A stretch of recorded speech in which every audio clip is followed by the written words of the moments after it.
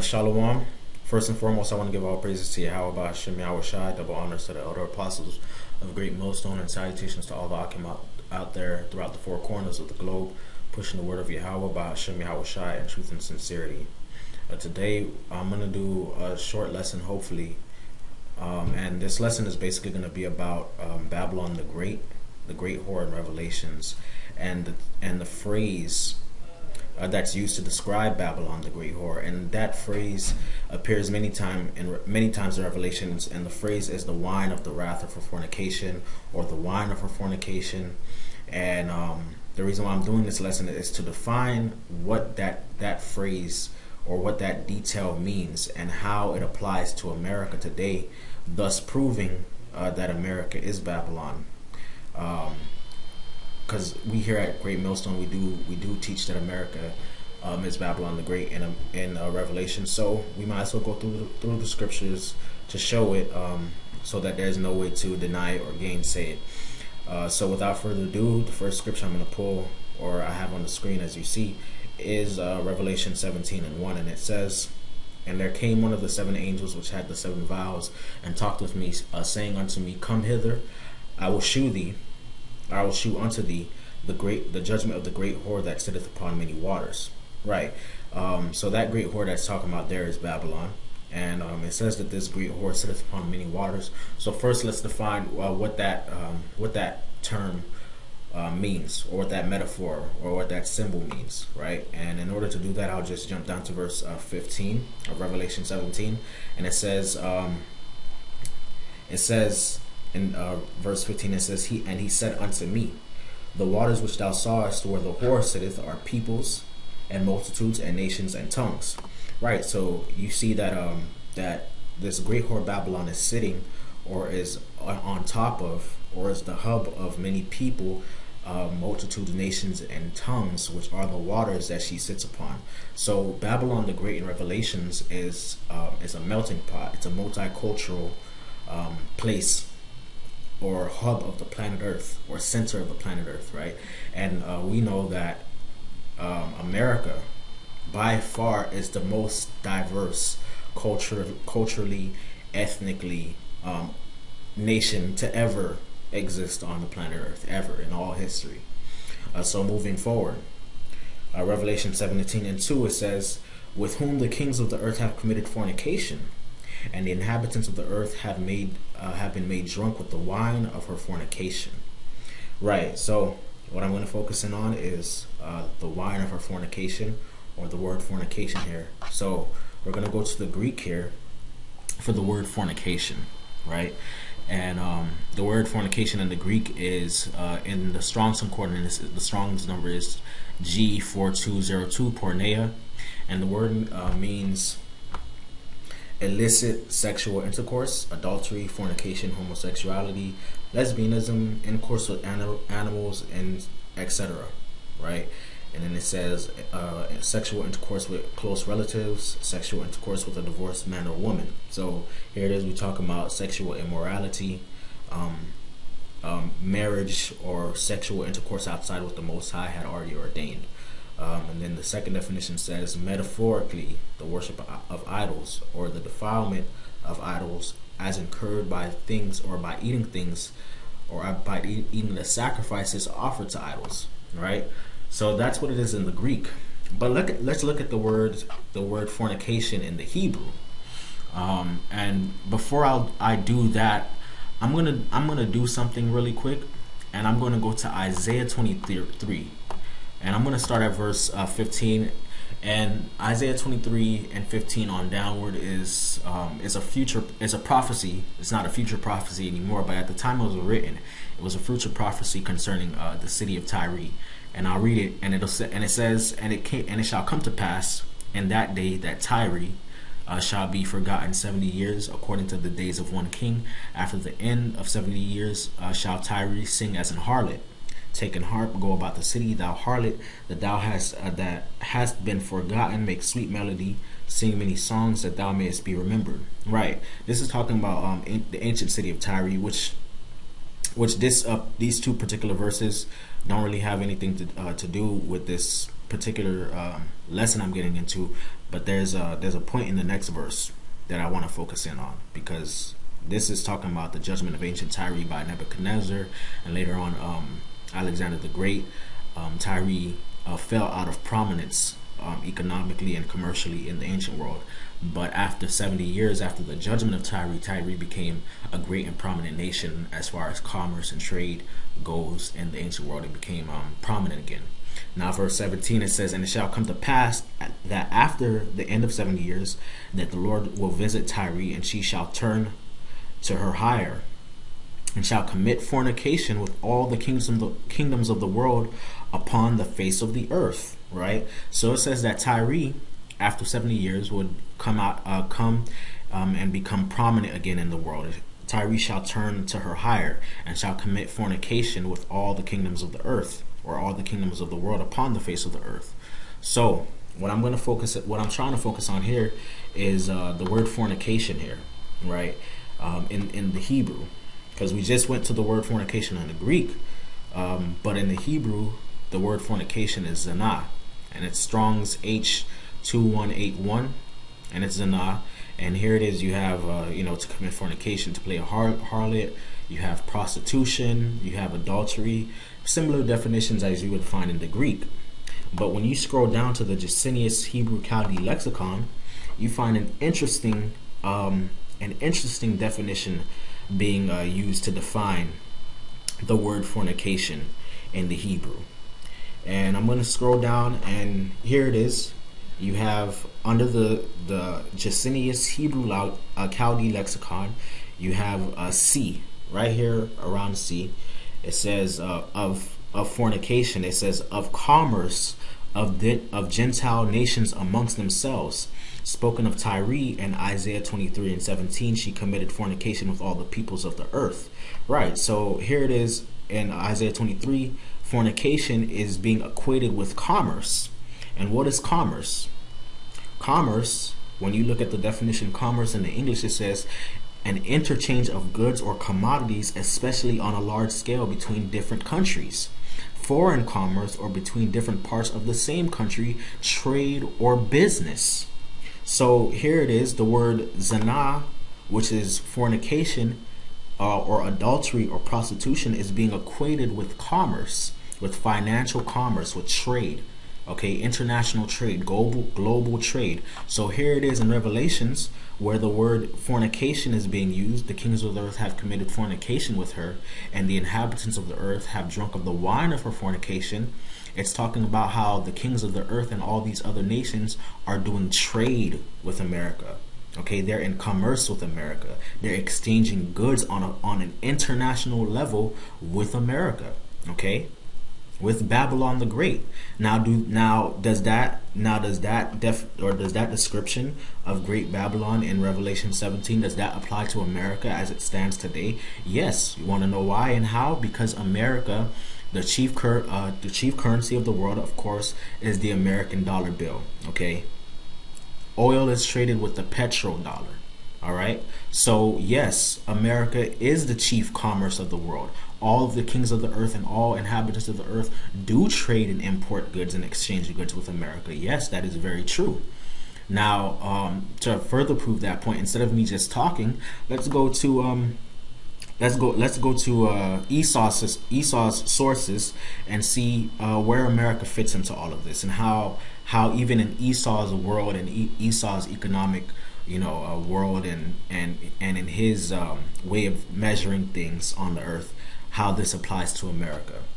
Now I'm on Wikipedia, and the page on Wikipedia I'm on is worldwide centers of commerce, right? And it says the Worldwide Centers of Commerce Index is an index of the world's cities by MasterCard. Using seven evaluative dimensions, it provides ranking for 75 leading commercial cities. Right. And here it is. It says the ranking in 2008. As of 2008, here it is, we're in 2016. But as of 2008, it says as of 2008, the top 75 commercial centers according to the Worldwide Center of Commerce Index in the world are. So you have the top 75 centers of commerce in the world. Number one is London. Number two is New York. Okay, and the list is a list of 75 cities. Now, notice what you see here. See this here. Look at these American cities. Americans, you have at least a dozen American cities that appear on this list. New York is number 2. Chicago, as of 2008, is number 5. Number 17 is Los Angeles. Philadelphia. Okay. You scroll down. You have Atlanta. You have San Francisco, Miami, Florida, Houston, Texas, Dallas, Texas, Washington, D.C. at number 36. Okay. At number 36. So in the top 36, America fills at least the sort of 1, 2, 3, 4, 5, 6, 7, 8, 9, 10 nations in the top 26 of the chief or the top commercial cities on the planet as of 2008. Okay, but let's say, you know, somebody says that's an outdated source, that's an outdated ranking system. Well, here in another article from theatlantic.com, the world's 26 best cities for business, life, and innovation. And look at look at it. It says, what is the greatest city in the world? New York City, Toronto, and San Francisco were named the world's most impressive metros in a new survey of the global capitals of finance, innovation, and tourism. Okay, the report from Coopers and the Partnership for the New York City graded 26 metro powerhouses from Stockholm to Santiago on business opportunities, culture, livability, and innovation.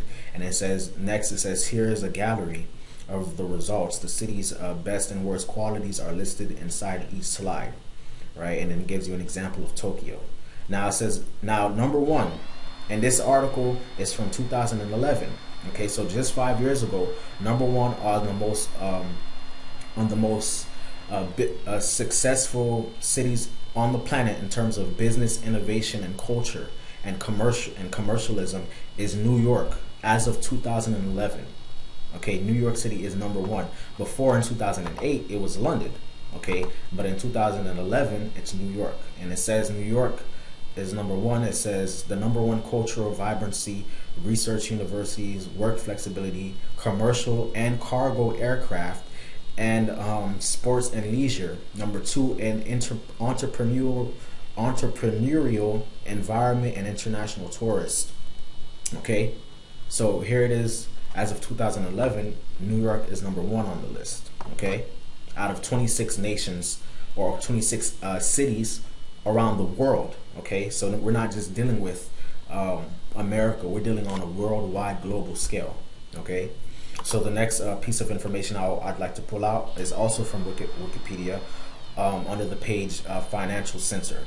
Okay, and when you scroll down, I've scrolled down to Global Financial Center Index, right? And it says under that part of the article, it says the Global Financial Center Index is compiled semi-annually by the London-based British think tank ZEN. London has been the top ranked center for the index inception in 2007, except for March 2014 to September 2015, when New York City led. So recently, New York City led. Okay, on the Global Financial Center Index. Okay, and it says as of March 2016, the top 10 global financial centers are number one, London; number two, New York. There you go, New York. Yeah, number three, Singapore. Number 4, Hong Kong. Number 5, Tokyo. Number 6, Zurich. Number 7, Washington, D.C. Number 8, San Francisco. Number 9, Boston. And number 10, Toronto, Canada. Okay, so that was comparing these cities around the world to one another in terms of financial centers and commerce. Okay, global financial centers, and London came out on top.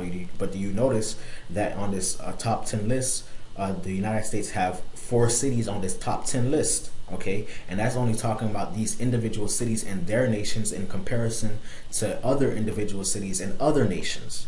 But on an international level, when you read down, International Financial Centers Development Index, it says the International Financial Development Centers Index is compiled annually by the Xinhua news agency of China with the Chicago Mercantile Exchange and Dow Jones and Company of the United States, and is known as the Zinhao Dow Jones International Financial Center Development Index. New York has been the top ranked center since inception of the index in 2010, according to the 2014 Zinhua Dow Jones International Financial Center Development Index. The top 10 financial centers in the world are: number one, New York City again.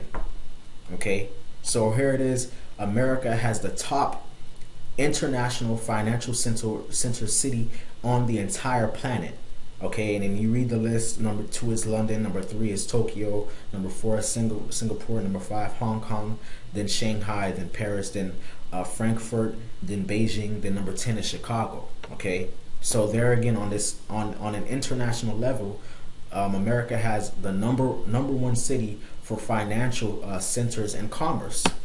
Okay, and even on both lists, America has multiple cities.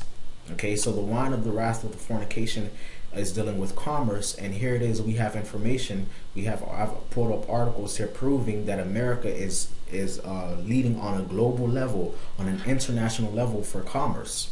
Okay, now let's go to the scriptures and see if Babylon the Great even further fits that description in Revelations.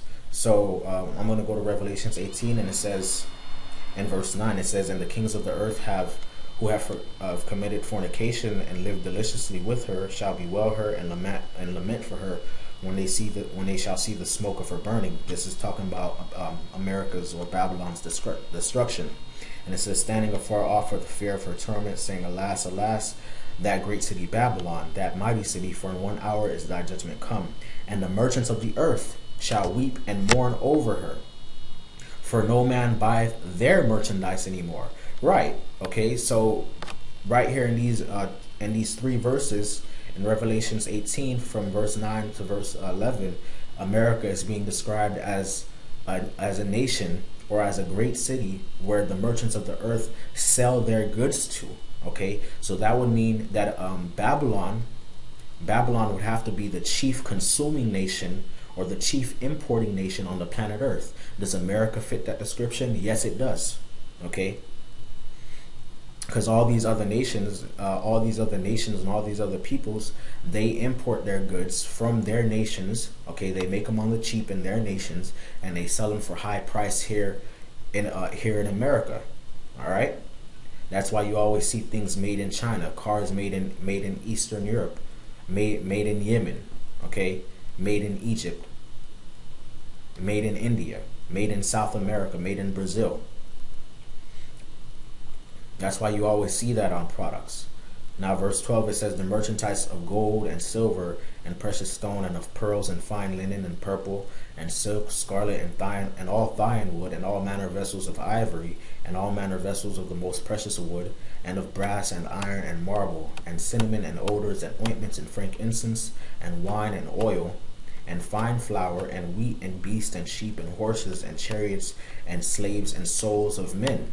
Okay, so here it is. America is the chief importer of gold. It's the chief holder of gold and silver. Okay, then you jump down, it also says oil. Okay, and America is one of the greatest producers of its own oil, or oil on the planet Earth in general. Okay, and then verse 14, it says for the fruits that thy soul lusted after are departed from thee, and all things that which were dainty and goodly are departed from thee, and thou shalt find them no more at all. The merchants of these things which were made rich by her shall stand afar off for the fear of her torment, weeping and wailing, saying, Alas, alas, that great city that was clothed with fine linen and purple and scarlet and decked with gold and precious stones and pearls. So the merchants of the earth, they sell their goods to America on the cheap, and they become rich. Okay, that's why you have a lot of corporations that are outside of America that make money off of selling their goods to America. Okay, and they become rich by doing that. And that's how the kings of the earth and all the inhabitants of the nations of the earth commit fornication with America. That commerce, okay, that American dollar.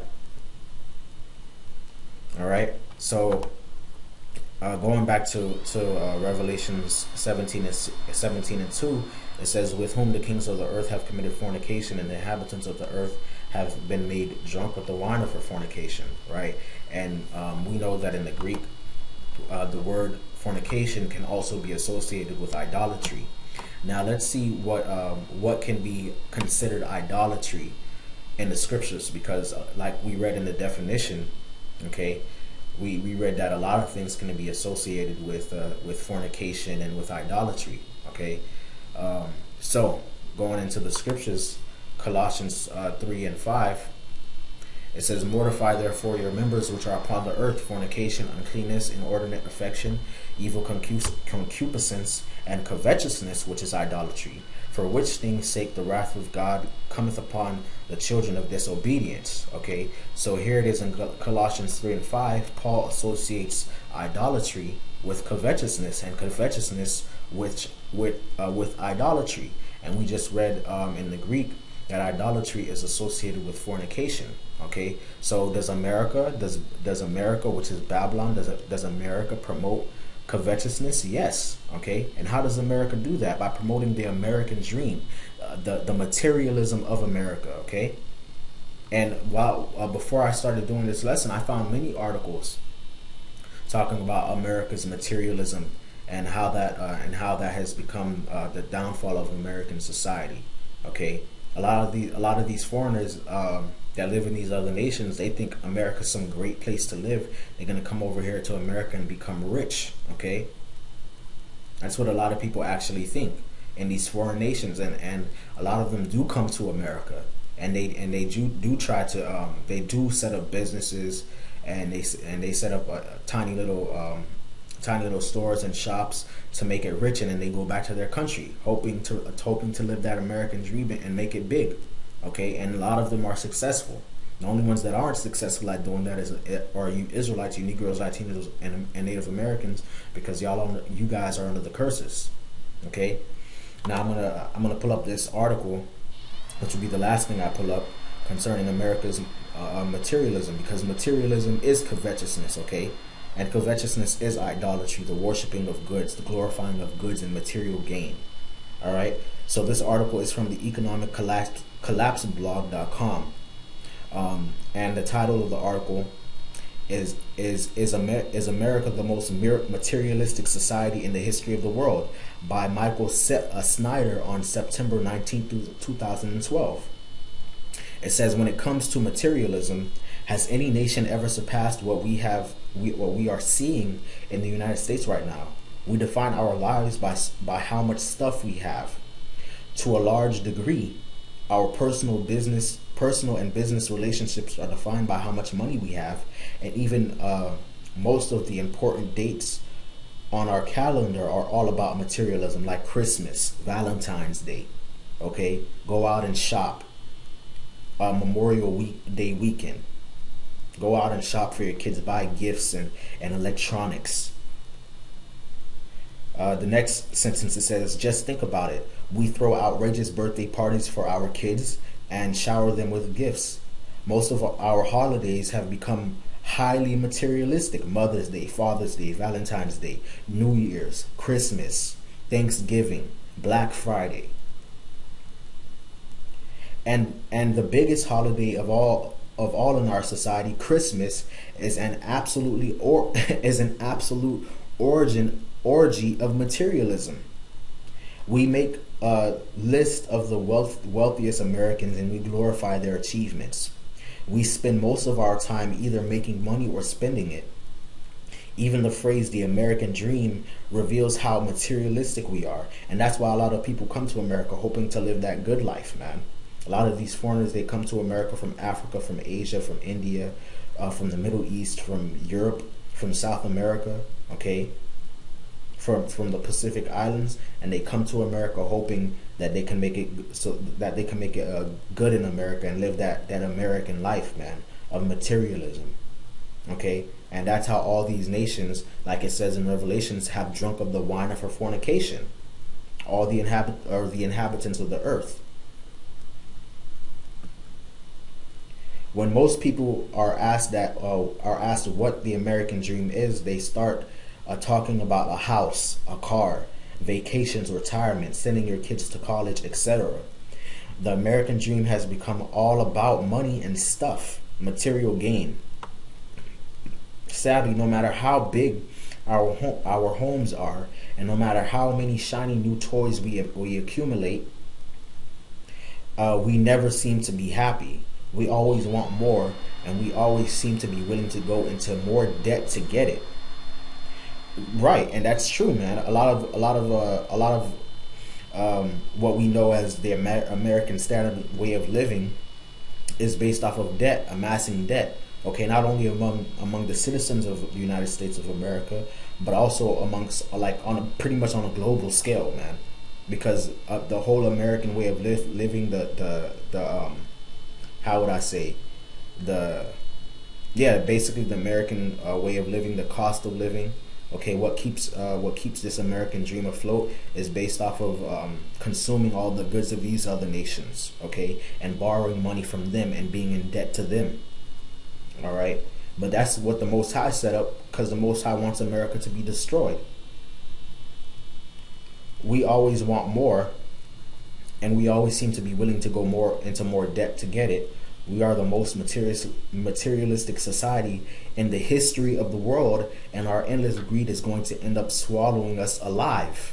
Okay, and how is that going to happen? How is America going to be swallowed alive? By that thermonuclear fire. That's what's going to devour America, man. Okay, that's what's going to devour the cities of America. The thermonuclear warfare that's coming to America by the way of intercontinental ballistic missiles, okay, coming from Russia, from China, and from all these various other nations that have nuclear capabilities. So with that, I hope this lesson made sense. I hope it was edifying. And with that, I want to give all praises to Yahweh, Hashem, Yahweh Shai, double honors to the elder apostles of Great Millstone, and salutations to all the Akim out there pushing the word of Yahweh Shai, Yahweh, Hashem, Yahweh Shai, in truth and sincerity. Shalom.